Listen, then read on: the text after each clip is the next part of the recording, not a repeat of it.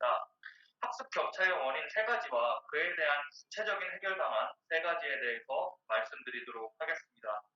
제가 생각하는 학습 격차의 원인, 그 첫 번째는 바로 학생의 가정환경 요인이라고 생각합니다. 평소에는 가정환경 요인이 그렇게 크게 드러나지 않았다고 생각합니다. 하지만 지금과 같은 코로나19와 같은 비상 상황으로 인해서 학생의 가정 환경은 학생의 학습 수준에 더욱더 큰 영향을 미치게 되었습니다. 학생은 이제 학교에 와서 공부하는 것이 아니라 집에서 스스로 컴퓨터 또는 IT 기기들을 스스로 켜고 스스로 학습을 해야 합니다. 따라서 이러한 학습을 하기 위해서 학생은 가정에서 이러한 자기주도적인 학습에 대한 환경이 조성이 되어 있어야 합니다. 하지만 코로나19로 인해서 우리는 준비 없이 온라인 학습 시대를 맞이하였고, 이러한 가정 환경은 학생의 학습 격차의 주요 원인 중 한 가지로 급부상하게 되었습니다. 저는 이에 대한 해결책으로 가정과 학교와 교육지원청의 긴밀한 연계를 제안하도록 하겠습니다. 학부모에게 학생의 IT 기기에 대한 사용법을 알려드리고, 또 그러한 IT 기기를 사용할 환경이 되지 못한다면 교육지원청에서 발벗고 나서서 학생이 학습할 수 있도록 환경을 조성해 주는 것입니다. 그렇게 한다면 학생은 학습 격차를 어느 정도 줄일 수 있을 것이라 생각합니다. 제가 생각하는 두 번째 원인은 바로 교사의 역량 원인입니다.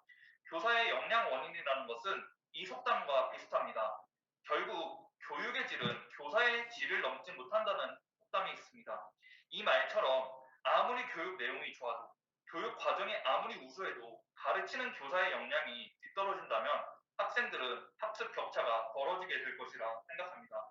잘하는 아이들은 스스로 잘하게 되고, 못하는 아이들은 교사의 역량 때문에 더욱더 뒤떨어지는 성취 기준을 갖게 될 것이라 생각합니다. 이러한 교사의 역량 부족을 해결하기 위해서 저는 교사의 전문성 연수 또는 교사의 자체 연수를 제안합니다. 교사가 다른 동료 교사들과 함께 머리를 맞대고 자신의 전문성을 신장시키고 전문적 학습 공동체 등을 통해서 자신의 수업을 발전시키려 한다면 교사의 전문성 역시 상승될 것이고, 교육 격차 역시 어느 정도 완화될 수 있을 것이라 생각합니다. 마지막 세 번째 요인은 바로 우리가 맞이하고 있는 이 코로나19와 같은 비상 상황 요인이라고 생각합니다. 이러한 온라인 학습은 예전부터 화두가 될 것이다 이야기는 무성했습니다.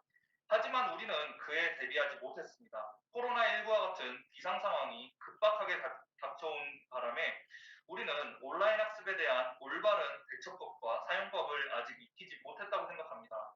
이러한 문제점을 해결하기 위해서 저는 전 교직원과 전 학생들의 온라인 강의 연수를 제안하고자 합니다. 온라인 학습을 어떻게 하면 교사들은 효과적으로 활용할 수 있는지, 또 학생들은 어떻게 하면 온라인 학습에서도 대면 학습과 같은 효과를 내고 대면 학습에서 가져온 배움과 같은 동일한 배움 수준을 이루어낼 수 있을지에 대해서 심각하게 고민해보고 다 같이 이야기해본다면 이러한 학습 격차를 충분히 완화할 수 있을 것이라 생각합니다. 이상입니다. 너무 길었어요. 몇 분? 거의 4분 얘기했죠. 하나만 한 거야, 지금? 네, 어, 선생님 하신 질문 그 하나. 오케이.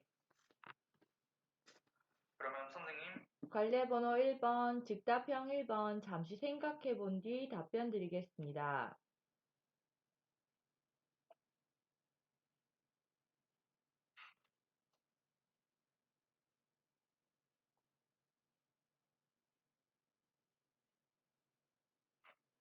답변 드리겠습니다.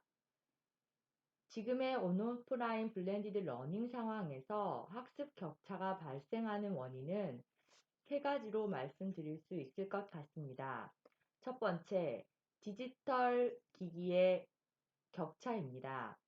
디지털 기기로 할 수 있는 기능이 여러 가지 다양하게 있으나 온라인 수업에서 쌍방향 소통이나 과제 수행, 과제 제시, 댓글 달기 등을 할 때 온라인 기기가 격차가 발생한다면 그에 따라 반응하는 속도와 기능도 달라집니다.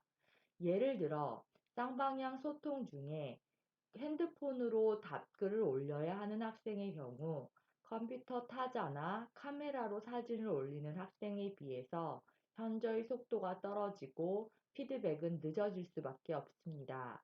이렇듯 학생들이 가지고 있는 디지털 기기의 격차가 온라인 수업에서의 반응 결과 등의 격차로 이어질 수 있다고 생각합니다.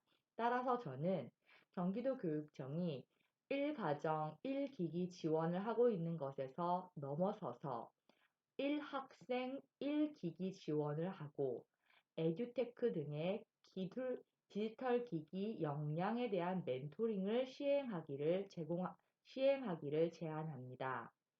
두 번째로 학생들이 학습 과제의 난이도가 다른 부분을 보충받지 못하는 것입니다. 학생들에게 종전의 오프라인 수업에서는 과제를 제시한 후 못 따라가는 아이들이나 배움이 느린 아이들에 대하여 선생님이 즉각적으로 관찰한 후 피드백을 할 수 있었습니다. 그러나 지금의 경우 예를 들어 온라인 수업에서 학생들이 늦게 피드백을 하고 늦게 반응을 보인다고 해도 다른 화면으로 수업을 진행하고 있느라고 보지 못하는 경우가 있습니다. 따라서 교사는 학생들이 학습 과정이나 학습 과제에서 어떠한 반응을 보이는지를 포트폴리오 형식으로 수집하고 이에 따라 학습 과제와 난이도를 달리하여 제공하여야 합니다. 세 번째, 맞춤형 학습 컨설팅이 이루어지지 못하는 것입니다. 오프라인 상황에서는 학생들의 문제가 있으면 선생님과 아침맞이 시간이나 쉬는 시간 등을 통하여서 또는 상담 시간을 통하여서 학생들에게 맞게 맞춤형으로 학습과 학급 태도에 대하여 컨설팅을 할 수 있었습니다. 이러한 것들이 온라인 상황에서는 멈춰지고 말았습니다. 따라서 저는 학생들과 교사가 클래스팅, SNS, 또 실시간 채팅 등을 통하여서 맞춤형 컨설팅을 하고 학생들의 부족한 점과 보완할 점을 공감하며 도와주는 교사가 되어야 한다고 생각합니다.